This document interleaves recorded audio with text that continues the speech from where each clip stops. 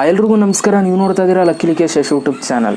ಇವತ್ತಿನ ವಿಡಿಯೋದಲ್ಲಿ ನಮ್ಮ ಒಂದು ಕನ್ನಡ ಇಂಡಸ್ಟ್ರಿಯಲ್ಲಿ ಯಾರು ಜಾಸ್ತಿ ಸಂಭಾವನೆಗಳನ್ನ ತಗೊಳ್ತಾ ಇದ್ದಾರೆ ಅಂತ ಇವತ್ತಿನ ವಿಡಿಯೋದಲ್ಲಿ ತಿಳಿಸ್ಕೊಡ್ತೀನಿ. ಟಾಪ್ 5 ಲಿಸ್ಟಲ್ಲಿ ಯಾರೆಲ್ಲ ಇದ್ದಾರೆ ಅಂತ ಇವತ್ತಿನ ವಿಡಿಯೋದಲ್ಲಿ ತಿಳಿಸ್ಕೊಡ್ತೀನಿ. ಸೊ ವಿಡಿಯೋನ ಕೊನೆ ತನಕ ನೋಡಿ ಅಂತ ಹೇಳ್ತಾ, ಅದಕ್ಕಿಂತ ಮುಂಚೆ ನೀವೇನಾದ್ರು ಫಸ್ಟ್ ನಮ್ಮ ಯೂಟ್ಯೂಬ್ ಚಾನಲ್ ನೋಡ್ತಾರೆ ಸಬ್ಸ್ಕ್ರೈಬ್ ಮಾಡ್ಕೊಳ್ಳಿಸಿದ ವಿಡಿಯೋಸ್ ದಯವಿಟ್ಟು ಇವಾಗಲೇ ಒಂದು ಲೈಕ್ ಮಾಡಿ ಅಂತ ಹೇಳ್ತಾ ಇವತ್ತಿನ ವಿಡಿಯೋನ ಶುರು ಮಾಡೋಣ. ಬನ್ನಿ ಶುರು ಮಾಡೋಣ. ಓಕೆ ಗೈಸ್, ವಿಡಿಯೋನ ಶುರು ಮಾಡೋದಕ್ಕಿಂತ ಮುಂಚೆ ವ್ಯೂವರ್ಸ್ಗಳಿಗೆ ನನ್ನ ಕಡೆಯಿಂದ ಒಂದು ಸಣ್ಣ ರಿಕ್ವೆಸ್ಟ್ ಏನು ಅಂತಂದರೆ, ಇವಾಗ ನಾನು ಯಾವ್ಯಾವ ಹೀರೋಗಳು ಎಷ್ಟೆಷ್ಟು ಸಂಭಾವನೆಯನ್ನು ತಗೊಳ್ತಾ ಇದ್ದಾರೆ ಅಂತ ಹೇಳ್ತಾ ಹೋಗ್ತೀನಿ. ಹೇಳಾದ್ಮೇಲೆ ಯಾರು ಕೂಡ ಕಮೆಂಟ್ ಬಾಕ್ಸ್ನ ಓಪನ್ ಮಾಡಿಬಿಟ್ಟು ಯಾರು ಕೂಡ ಕಿತ್ತಾಡ್ಕೊಳ್ಳೋದಕ್ಕೆ ಹೋಗ್ಬೇಡಿ. ನಮ್ಮ ಹೀರೋ ಎಷ್ಟು ತಗೊಳ್ತಾರೆ, ನಮ್ಮ ಹೀರೋನೇ ನಂಬರ್ 1, ನಮ್ಮ ಹೀರೋನೇ ಯಾರು ಕೂಡ ಬೀಟ್ ಮಾಡೋದಕ್ಕಾಗಲ್ಲ, ನಮ್ಮ ಹೀರೋನೇ ಬಾಸು, ಅದು ಇದು ಅಂತ ಯಾರು ಕೂಡ ಕಿತ್ತಾಡ್ಕೊಳ್ಳೋದಕ್ಕೆ ಹೋಗ್ಬೇಡಿ. ಓಕೆನಾ, ಜಸ್ಟ್ ಎಂಜಾಯ್ ಮಾಡಿ. ನಮ್ಮ ಒಂದು ಕನ್ನಡ ಹೀರೋಸ್ಗಳ ಬಗ್ಗೆ ನಾನು ಮಾತಾಡ್ತಾ ಇರೋದು ಎಷ್ಟೆಷ್ಟು ಸಂಭಾವನೆ ತಗೊಳ್ತಾ ಇದ್ದಾರೆ ಅಂತ, ಇಷ್ಟೊಂದು ಸಂಭಾವನೆ ತಗೊಳ್ತಾರೆ ಅಂತ ಕೇಳಿಬಿಟ್ಟು ಖುಷಿ ಪಡಿ. ಓಕೆನಾ, ಅದು ಬಿಟ್ಟು ಯಾರು ಕೂಡ ಕಿತ್ತಾಡ್ಕೊಳ್ಳೋದಕ್ಕೆ ಹೋಗ್ಬಿಡಿ. ಓಕೆನಾ, ಸೊ ಇವಾಗ ಟಾಪ್ 5 ಯಾರೆಲ್ಲ ಇದ್ದಾರೆ ಅಂತ ಇವಾಗ ನಾನು ನಿಮಗೆ ಹೇಳ್ತಾ ಹೋಗ್ತೀನಿ. ಓಕೆ ಗೈಸ್, ಇವಾಗ 5ನೇ ಪ್ಲೇಸಲ್ಲಿ ಯಾರಿದ್ದಾರೆ ಅಂತ ನೋಡ್ಬೋಣ. 5ನೇ ಪ್ಲೇಸಲ್ಲಿ ಬಂದು ನಮ್ಮ ರಿಯಲ್ ಸ್ಟಾರ್ ಉಪೇಂದ್ರ ಅವರು ಇದ್ದಾರೆ. ರಿಯಲ್ ಸ್ಟಾರ್ ಉಪೇಂದ್ರ ಅವರು ಒಂದು ಸಿನಿಮಾ ಮಾಡೋದಕ್ಕೆ 4ರಿಂದ 4.5 ಕೋಟಿಗಳನ್ನ ಇವರು ಸಂಭಾವನೆಯನ್ನು ತಗೊಳ್ತಾರೆ. ಸೊ ಉಪೇಂದ್ರ ಅವ್ರ ಬಗ್ಗೆ ಏನು ಹೇಳೋದು, ತುಂಬ ಒಳ್ಳೆ ಆ್ಯಕ್ಟರ್ ಅಂತಲೇ ಹೇಳ್ಬೋದು. ನಾವು ಇದ್ದಾಗಿಂದನೂ ಕೂಡ ಒಳ್ಳೊಳ್ಳೆ ಸಿನಿಮಾಗಳನ್ನ ಮಾಡ್ತಾ ಬಂದಿದ್ದಾರೆ. ಇವಾಗಲೂ ಕೂಡ ಸಿನಿಮಾಗಳನ್ನ ಮಾಡ್ತಾರೆ. ಇನ್ನೂ ನೋಡೋದಕ್ಕೆ ಹೆಂಗಾಗಿದ್ದಾರೆ ಅಂತಲೇ ಹೇಳ್ಬೋದು. ಅದರಲ್ಲಿ ಇವರ ಡೈರೆಕ್ಷನಲ್ಲಿ ಬರುವಂಥ ಸಿನಿಮಾಗಳಂತೂ ಸೂಪರ್ ಹಿಟ್ ಅಂತಲೇ ಹೇಳ್ಬೋದು. ನಾವು ಕೂಡ ಇವರ ಒಂದು ಡೈರೆಕ್ಷನ್ ಸಿನಿಮಾಗಳನ್ನ ವೆಯ್ಟ್ ಮಾಡ್ತಾ ಇದ್ವಿ. ಮುಂದಿನ ದಿನಗಳಲ್ಲಿ ಇವರ ಡೈರೆಕ್ಷನಲ್ಲೇ ಬರಲಿ ಅಂತ ವೆಯ್ಟ್ ಮಾಡ್ತಾ ಇದ್ದೀನಿ. ಸದ್ಯಕ್ಕೆ ಇವರ ಒಂದು ಸಿನಿಮಾಗಳು ಒಂದೊಂದು ಸಿನಿಮಾಗೆ ಇವರು 4ರಿಂದ 4.5 ಕೋಟಿಗಳನ್ನ ಇವರು ಸಿನಿಮಾ ಸಂಭಾವನೆಯನ್ನು ತಗೊಳ್ತಾ ಇದ್ದಾರೆ. ಸೊ ಇವರು 5ನೇ ಪ್ಲೇಸಲ್ಲಿದ್ದಾರೆ. ಇವಾಗ 4ನೇ ಪ್ಲೇಸಲ್ಲಿ ಯಾರಿದ್ದಾರೆ ಅಂತ ನೋಡೋದಾದರೆ ಪುನೀತ್ ರಾಜ್ಕುಮಾರ್ ಒಂದು ಸಿನಿಮಾ ಮಾಡೋದಕ್ಕೆ 6ರಿಂದ 6.5 ಕೋಟಿಗಳನ್ನ ಇವರು ಸಂಭಾವನೆಯನ್ನು ತಗೊಳ್ತಾ ಇದ್ದಾರೆ. ಪುನೀತ್ ರಾಜ್ಕುಮಾರ್ ಬಗ್ಗೆ ಏನು ಹೇಳೋದು. ಸೊ ನಂಬರ್ 1 ಡ್ಯಾನ್ಸರ್ ಅಂತ ಹೇಳೋದಕ್ಕೆ ಇಷ್ಟಪಡ್ತೀನಿ. ನಮ್ಮ ಒಂದು ಕನ್ನಡ ಇಂಡಸ್ಟ್ರಿಲಿ ಮುಂಚೆಯಿಂದ ನಾನು ಅವಾಗಲಿಂದನೂ ಇವಾಗಿನವರೆಗೂ ಸದ್ಯಕ್ಕೆ ನಂಬರ್ 1 ಡ್ಯಾನ್ಸರ್ ಯಾರಪ್ಪ ಅಂತಾರೆ ಪುನೀತ್ ರಾಜ್ಕುಮಾರ್ ಅಂತಲೇ ಹೇಳೋದಕ್ಕೆ ಇಷ್ಟಪಡ್ತೀನಿ. ಮುಂದೆ ಬೇರೆಯವ್ರು ಬರ್ಬೋದು, ನನಗೆ ಗೊತ್ತಿಲ್ಲ. ಸದ್ಯಕ್ಕೆ ಇವಾಗ ಇನ್ನೂ ಪುನೀತ್ ರಾಜ್ಕುಮಾರ್ ಅವರೇ ನಂಬರ್ 1 ಡ್ಯಾನ್ಸರ್ ಅಂತ ನನ್ನ ಮುಖಾಂತರ ಹೇಳೋದಕ್ಕೆ ಇಷ್ಟಪಡ್ತೀನಿ. ಇದು ನನ್ನ ಅನಿಸಿಕೆ, ಪರ್ಸ್ನಲ್ ಅನಿಸಿಕೆ. ಓಕೆನಾ, ಬೇರೆಯವರು ಇರ್ಬೋದು, ನನಗೆ ಗೊತ್ತಿಲ್ಲ. ಸೊ ಪುನೀತ್ ರಾಜ್ಕುಮಾರ್ ಅವರು ಒಂದು ಸಿನಿಮಾ ಮಾಡೋದಕ್ಕೆ 6ರಿಂದ 6.5 ಕೋಟಿಗಳನ್ನ ಇವರು ತಗೊಳ್ತಾ ಇದ್ದಾರೆ. ತುಂಬ ಒಳ್ಳೆ ಆ್ಯಕ್ಟರ್, ಒಳ್ಳೊಳ್ಳೆ ಸಿನಿಮಾಗಳನ್ನ ಮಾಡ್ತಾ ಇದ್ದಾರೆ. ನಿಮ್ಗೆ ಗೊತ್ತಿರೋದೆ, ಮುಂದೆನೂ ಕೂಡ ಒಳ್ಳೊಳ್ಳೆ ಸಿನಿಮಾಗಳು ಬರುತ್ತೆ. ಸೊ ವೆಯ್ಟ್ ಮಾಡ್ತಾರೆ ಅಂತ ಹೇಳೋದಕ್ಕೆ ಇಷ್ಟಪಡ್ತೀನಿ. ಸೊ ಜೊತೆಗೆ ಒಂದು ಕ್ಲಾರಿಫಿಕೇಶನ್ ಕೊಟ್ಬಿಡ್ತೀನಿ. ಇಲ್ಲಿ ನಾನು ಏನು ಸಂಭಾವನೆ ಹೇಳ್ತಾ ಇದ್ದೀನಿ, ಇದು ಬಂದು ಅಂದಾಜು ಸಂಭಾವನೆ, ಇಷ್ಟಿಷ್ಟು ತಗೊಳ್ಬೋದು ಅಂತ. ಸೊ ಅದ್ರ ಮೇಲೆ ಜಾಸ್ತಿನೂ ತಗೊಳ್ಬೋದು. ನಾನು ಪರ್ಫೆಕ್ಟಾಗಿ ಹೇಳೋದಕ್ಕಾಗಲ್ಲ, ಯಾಕೆಂತಾರೆ ಅವ್ರು ನನಗೆ ಫೋನ್ ನಂಬರ್ ಕೊಟ್ಟಿಲ್ಲ. ಓಕೆನಾ. ಸೊ ಇವಾಗ 4ನೇ ಪ್ಲೇಸ್ ಹೇಳಾಯಿತು. ಇವಾಗ 3ನೇ ಪ್ಲೇಸ್ ನೋಡೋಣ.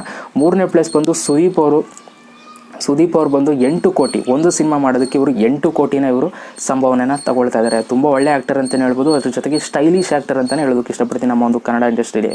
ಸೊ ತುಂಬ ಒಳ್ಳೊಳ್ಳೆ ಸಿನಿಮಾಗಳನ್ನ ಮಾಡ್ತಾ ಇದ್ದಾರೆ. ರೀಸೆಂಟಾಗಿ ಬಂದಂಥ ಪೈಲ್ವಾನ್ ಸಿನಿಮಾ ಸೂಪರ್ ಹಿಟ್ ಆಯಿತು. ಅದೇ ಥರ ಇನ್ನು ಮುಂದೆನೂ ಕೂಡ ಒಳ್ಳೆ ಸಿನಿಮಾಗಳನ್ನ ಮಾಡಲಿ ಅಂತ ಕೇಳ್ಕೊಳ್ಳೋದಕ್ಕೆ ಇಷ್ಟಪಡ್ತೀನಿ. ನಾವು ಇದ್ದಾಗಿಂದನೂ ಕೂಡ ಇವರ ಒಂದು ಸಿನಿಮಾಗಳನ್ನ ನೋಡ್ತಾ ಬಂದಿದ್ದೀವಿ.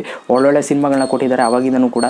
ಸೊ ಇವಾಗಲೂ ಕೂಡ ಅಷ್ಟೇ ಹೆಂಗಾಗಿದ್ದಾರೆ ನೋಡೋದಕ್ಕೆ. ಸೊ ಒಳ್ಳೊಳ್ಳೆ ಸಿನಿಮಾಗಳನ್ನ ಮಾಡ್ತಾ ಇರಲಿ ಅಂತ ಕೇಳೋದಕ್ಕೆ ಇಷ್ಟಪಡ್ತೀನಿ. ಸದ್ಯಕ್ಕೆ ಇವರು ಒಂದು ಸಿನಿಮಾ ಮಾಡೋದಕ್ಕೆ 8 ಕೋಟಿನ ಇವರು ತಗೊಳ್ತಾ ಇದ್ದಾರೆ. ಇವರು ಆಲ್ ಇಂಡಿಯಾ ಕಟ್ಔಟ್ ಅಂತ ಹೇಳೋದಕ್ಕೆ ಇಷ್ಟಪಡ್ತೀನಿ, ಅದೊಂದು ಹೇಳಬೇಕು. ಓಕೆನಾ.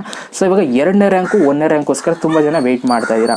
ಅಫ್ಕೋರ್ಸ್ ಇವಾಗ ನಾನು 2 ಡಿಫ್ರೆನ್ಸ್ ಮಾಡಿ ಹೇಳಬೇಕು ಅಂತ ಅಂದ್ಕೊಂಡೆ. ಬಟ್ ಇಲ್ಲಿ ಏನಾಗಿದೆ ಅಂತಂದರೆ, ಇಬ್ಬರು ಒಂದೇ ಲೆವೆಲ್ಗೆ ಒಂದು ಸಂಭಾವನೆಯನ್ನು ತಗೊಳ್ತಾ ಇದ್ದಾರೆ. ಅದರಿಂದ ನಾನು 2ನೇ ರ್ಯಾಂಕ್ 1ನೇ ರ್ಯಾಂಕ್ ಹೇಳೋದಕ್ಕಾಗಲ್ಲ. ಸೊ ಇಬ್ಬರು 1ನೇ ರ್ಯಾಂಕ್ ಅಂತ ಹೇಳೋದಕ್ಕೆ ಇಷ್ಟಪಡ್ತೀನಿ. ಸೊ ಇದು ನಾನು ಪಾರ್ಶಾಲಿಟಿ ಮಾಡ್ತಾಯಿಲ್ಲ, ಜಸ್ಟ್ ಅವರ ಒಂದು ಸಂಭಾವನೆ ಮೇಲೆ ಹೇಳ್ತಾ ಇರೋದು. ಯಾರಪ್ಪ ಅಂತಂದರೆ ಯಶ್ ಮತ್ತು ದರ್ಶನ್ ಅವರು ಆಲ್ಮೋಸ್ಟ್ ಒಂದೇ ಥರ ಸಂಭಾವನೆಯನ್ನು ತಗೊಳ್ತಾ ಇದ್ದಾರೆ. ಯಶ್ ಅವರು KGF ಬರೋದಕ್ಕಿಂತ ಮುಂಚೆ 2nd ರ್ಯಾಂಕಲ್ಲಿದ್ದರು. ಓಕೆನಾ, ಅಷ್ಟು ಸಂಭಾವನೆ ಹೋಗ್ತಿರಲಿಲ್ಲ, 10 ಕೋಟಿ ಒಳಗಿತ್ತು. ಬಟ್ KGF ಸಿನಿಮಾ ಬಂದ ಮೇಲೆ ಆಲ್ ಓವರ್ ಇಂಡಿಯಾ ಇವರ ಒಂದು ಸಿನಿಮಾಗಳಿಗೆ ವೆಯ್ಟ್ ಮಾಡ್ತಾಯಿದ್ದಾರೆ. ಆ ಒಂದು ಕಾರಣಕ್ಕೆ ಇವರ ಲೆವೆಲ್ ಚೇಂಜ್ ಆಗಿದೆ, ಸಂಭಾವನೆಯೂ ಕೂಡ ಇನ್ಕ್ರೀಸ್ ಆಗಿದೆ. ಓಕೆನಾ, ಆ ಒಂದು ಕಾರಣಕ್ಕೆ ದರ್ಶನ್ ಅವ್ರ ಲೆವೆಲ್ಗೆ ಇವರು ಕೂಡ ತಲುಪಿಟ್ಟಿದ್ದಾರೆ. ಸೊ ದರ್ಶನ್ ಅವರ ಒಂದು ಸಂಭಾವನೆ ಕೇಳಿದ್ರೆ ಅವ್ರದ್ದು ಕೂಡ 10ರಿಂದ 12 ಕೋಟಿ. ಸೊ ಯಶ್ ಅವ್ರದ್ದು 10ರಿಂದ 12 ಕೋಟಿ, ದರ್ಶನ್ ಅವ್ರದ್ದು 10ರಿಂದ 12 ಕೋಟಿ. ಸೊ ಅದರಲ್ಲಿ ಹೆಚ್ಚು ಕಮ್ಮಿ ಆಗ್ಬೋದು. ಓಕೆನಾ, ಹೆಚ್ಚು ಕಮ್ಮಿ ಆಗ್ಬೋದು. ಬಟ್ ಆಲ್ಮೋಸ್ಟ್ ಇವರಿಬ್ಬರು 1ನೇ ರ್ಯಾಂಕ್ ಅಂತಲೇ ಹೇಳೋದಕ್ಕೆ ಇಷ್ಟಪಡ್ತೀನಿ. ಸೊ ಮೊದಲನೇದಾಗಿ ಯಶ್ ಅವ್ರ ಬಗ್ಗೆ ಹೇಳ್ಬಿಡ್ತೀನಿ. ಯಶ್ ಅವ್ರು ಬಂದುಬಿಟ್ಟು ಒಳ್ಳೊಳ್ಳೆ ಸಿನಿಮಾಗಳನ್ನ ಕೊಡ್ತಾ ಇದ್ದಾರೆ. ನಿಮ್ಗೆ ಗೊತ್ತಿರೋದೆ, ನಾನು ಇವ್ರ ಬಗ್ಗೆ ಜಾಸ್ತಿ ಮಾತಾಡಿದ್ರೆ ಬಿಲ್ಡಪ್ ಕೊಡ್ತಾವನೆ ಅಂತ ಅನ್ಕೊಬಿಡ್ತಾರೆ. ಸೊ ಜಾಸ್ತಿ ಮಾತಬೇಡ. ಸೊ ನಿಮ್ಗೆ ಗೊತ್ತಿರೋದೆ ಅವರೊಂದು ಸಿನಿಮಾಗಳು ನಿಮಗೆ ಯಾವ ರೀತಿ ಇಂಪ್ಯಾಕ್ಟ್ ಮಾಡ್ತದೆ ಅಂತ ನಿಮ್ಗೆ ಗೊತ್ತಿರೋದೆ. ಯಶ್ ಅವರು ಸದ್ಯಕ್ಕೆ 10ರಿಂದ 12 ಕೋಟಿನ ತಗೊಳ್ತಾ ಇದ್ದಾರೆ. ಓಕೆನಾ. ಸೊ ಇದು ಯಶ್ ಅವ್ರ ಬಗ್ಗೆ. ಸೊ ಇವಾಗ ದರ್ಶನ್ ಅವ್ರ ಬಗ್ಗೆ ಮಾತಾಡಲೇಬೇಕು. ಅಫ್ಕೋರ್ಸ್ ಇವರು ಪಿಲ್ಲರ್ ಅಂತ ಹೇಳೋದಕ್ಕೆ ಇಷ್ಟಪಡ್ತೀನಿ. ನಮ್ಮ ಒಂದು ಕನ್ನಡ ಇಂಡಸ್ಟ್ರಿ ದೊಡ್ಡ ಪಿಲ್ಲರ್ ಅಂತ ಹೇಳೋದಕ್ಕೆ ಇಷ್ಟಪಡ್ತೀನಿ. ಅವಾಗಿಂದ ಸಿನಿಮಾಗಳನ್ನ ಮಾಡ್ತಾಯಿದ್ದಾರೆ. ಅವಾಗಿಂದ ಹಿಡಿದು ಅವಾಗ ಏನು ರೆಸ್ಪೆಕ್ಟ್ ಇತ್ತು, ಇವಾಗಲೂ ಕೂಡ ಅದೇ ರೆಸ್ಪೆಕ್ಟ್ ಇದೆ. ಯಾಕೆ ಅಂತಂದರೆ ದರ್ಶನ್ ಅವರು ತುಂಬ ಹೆಲ್ಪ್ ಮಾಡ್ತಾರೆ ಜನಗಳಿಗೆ, ಒಳ್ಳೊಳ್ಳೆ ಸಿನಿಮಾಗಳನ್ನ ಕೊಡ್ತಾರೆ. ಅವರ ಆ್ಯಕ್ಟಿವಿಟೀಸ್ ಕಂಡ್ರೆ ನನಗೆ ತುಂಬ ಇಷ್ಟ. ಜನಗಳಿಗೆ ಹೆಲ್ಪ್ ಮಾಡೋ ಒಂದು ಉದ್ದೇಶ ಇದೆ ಅವ್ರಿಗೆ ಜಾಸ್ತಿ. ಸೊ ಅದರಿಂದ ಅವರ ಒಂದು ಸಿನಿಮಾಗಳು ಕೂಡ ತುಂಬ ಒಳ್ಳೊಳ್ಳೆ ಸಿನಿಮಾಗಳನ್ನ ಮಾಡ್ತಾಯಿರ್ತಾರೆ, ಫ್ಯಾಮಿಲಿ ಎಂಟರ್ಟೈನ್ಮೆಂಟ್ ಸಿನಿಮಾಗಳನ್ನ ಮಾಡ್ತಾಯಿರ್ತಾರೆ. ಸೊ ಇವರು ಕೂಡ 10ರಿಂದ 12 ಕೋಟಿನ ಇವರು ತಗೊಳ್ತಾ ಇದ್ದಾರೆ. ಸೊ ಇದು ದರ್ಶನ್ ಅವ್ರ ಬಗ್ಗೆ.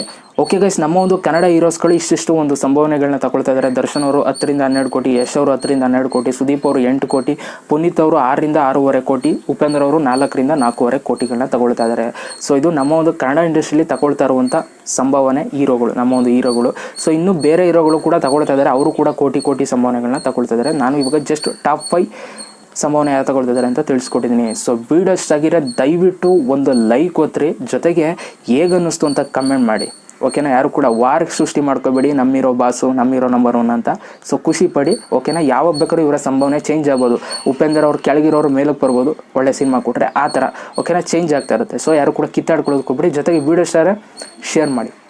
ಶೇರ್ ಮಾಡ್ತೀರಲ್ವಾ? ಸೊ ಮತ್ತೆ ಸಿಗ್ತೀನಿ. ಎಲ್ರಿಗೂ ಬಾಯ್. ಜೈ ಹಿಂದ್, ವಂದೇ ಮಾತರಂ.